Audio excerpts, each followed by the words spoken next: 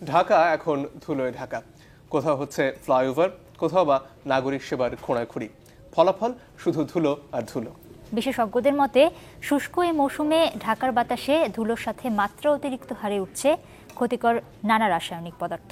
আর এসব ডেকে আনছে অ্যাজমা, ক্রনিক ব্রঙ্কাইটিস আর ফুসফুস ক্যান্সারের মতো জটিল সব রোগ। পরিবেশ কর্মীদের আক্ষেপ, উন্নয়নমূলক কর্মকাণ্ডে নাগরিক ভোগান্তির বিষয়টি বরাবরই উপেক্ষিত হয়, আর তাতেই এই অযাচিত দুর্ভোগ। রিপোর্ট মাকসুদুন নবীর, ছবি তুলেছেন খান আল মামুন।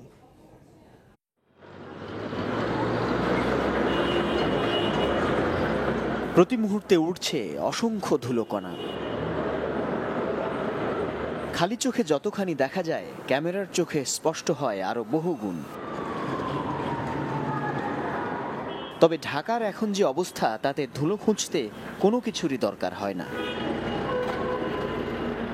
১.৫ বছরেরও বেশি সময় ধরে ফ্লাইওভার নির্মাণ আর নানান খোঁড়াখুঁড়িতে সাতরাস্তা, ইস্কাটন, বাংলা মোটর, মগবাজার, মৌচাক, মালিবাগ ও শান্তিনগর সহ আরও বেশ কিছু এলাকা এখন যেন বিপর্যস্ত জনপদ। যেমন আমার বাচ্চার অ্যাজমা আছে, ওর তো ভীষণ সমস্যা হচ্ছে। আজকেও যেমন ওর শ্বাসকষ্টটা উঠে গেল, আমার সাথে করে ইনহেলার নিয়ে আসতে হচ্ছে। কনস্ট্রাকশন কাজ করছে, ভালো কথা, এটা জনগণের উপকারের জন্য করছে, কিন্তু এইভাবে কোনো মানুষ বাঁচতে পারে? তার লাং তো দুদিনই নষ্ট হয়ে যাবে এই ধুলোর মধ্যে। এগুলো দেখার কি কেউ নাই? কিছুক্ষণ পর পর যদি একটু পানি দেয় তাহলে ধুলোবালিটা ওড়ে না। পরিবেশ বাঁচাও আন্দোলন পবার গবেষণা বলছে, ধুলোর কারণে কাপড় চোপড় ও ঘরের আসবাব পরিষ্কার করতে একটি মধ্যবিত্ত পরিবারে যে অতিরিক্ত বিদ্যুৎ, পানি ও সময় অপচয় হয়, তার আর্থিক মূল্য মাসে অন্তত ৪ থেকে ১০ হাজার টাকা। এছাড়া সরেজমিন অনুসন্ধানে দেখা যায়, এসব এলাকায় অনেকেই ব্যবসাপাতে গুটিয়ে চলে গেছেন অন্যত্র শুধু ধুলোর অত্যাচারে। এই যে দেখেন এই যে এখানটার মধ্যে যে ধুলো, এইদিকে দেখেন আমার এই প্রতিষ্ঠানটা পুরোটাই খালি। সাধারণ মানুষের দিকে চলাচল বন্ধ করে দিচ্ছে। এখন ওই যে রেল লাইন আছে যে পাশ দিয়ে, ওই রেল লাইন দিয়ে চলাফেরা করে, এখানে একটু ধুলোবালি কম। বাংলাদেশ পরমাণু শক্তি কেন্দ্রের তথ্য অনুযায়ী মাটি ও রাস্তা থেকে সৃষ্ট ধুলোয় রয়েছে অ্যালুমিনিয়াম, সিলিকন, টাইটেনিয়াম, পটাশিয়াম ও ব্ল্যাক কার্বন। প্রতি কিউবিক মিটারে এসবের সহনীয় মাত্রা ১৫ মাইক্রোগ্রাম। তবে শুষ্ক মৌসুমে এই মাত্রা ছাড়িয়ে যায় ২-৩ গুণে। গাড়ি চলে যায়, ও টেল পাইপ থেকে বাতাসে কিছু ডাস্ট ব্লো করছে, কিন্তু সবটা তো আর সেটেল ডাউন করে না।